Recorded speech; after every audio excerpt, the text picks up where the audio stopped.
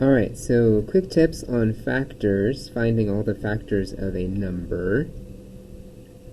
You've done this before, I know, but here's a quick review. Let's say I'm trying to find the factors of 48.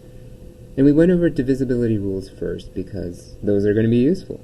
So I always start with 1 and 48, and then I just run down the list. 48 is even, so clearly I can do 2. Checking for 3, right, I add 4 and 8 and I have 12, so it's divisible by 3, and you can actually do the division if you need to find out what it is, and it's going to be 16. Okay, then I look back at 2 and 24. It's clear that I could pull another 2 out of 24 since it's even, so it's divisible by 4, or whatever logical ways you can think of. 5 and 10 won't work based on our divisibility rules. Notice I have 2 and 3 here, so I know I can divide by 6. 6 and 8. 7, you always just have to check.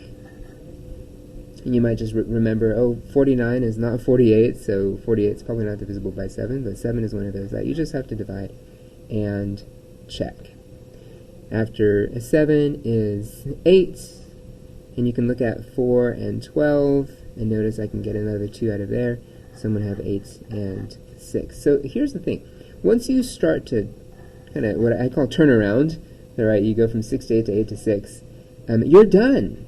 Because from there on out, you could check 9 and 10 and 11 and 12, but you are only going to find these, because you've already found them as the other factor of these smaller numbers on the way up from 1.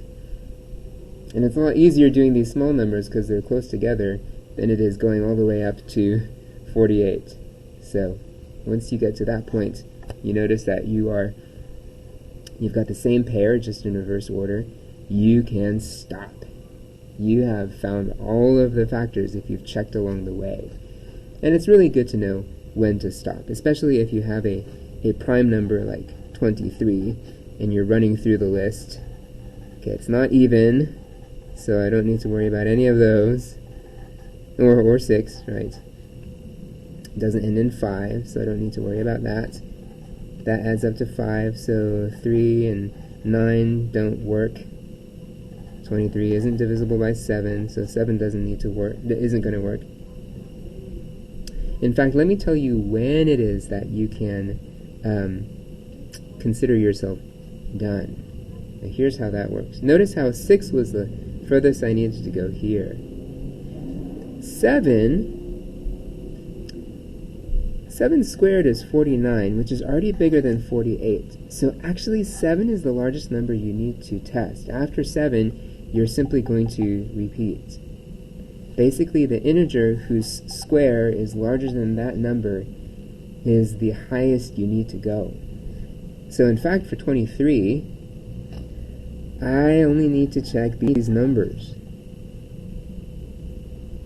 Once I hit 5, I've reached that turnaround point, because 5 squared is 25, 25 is bigger than 3, and, right, because going down, these numbers will be smaller, and these numbers would be bigger if there were factors of 23, which there aren't. 23 is prime. Then after this, these numbers will be bigger, and these will be smaller, so I'm just going back up my list. So you only have to go as far as the number whose square is bigger than the number that you are investigating. It's always nice to know when to stop. So that's it for finding all the factors of numbers.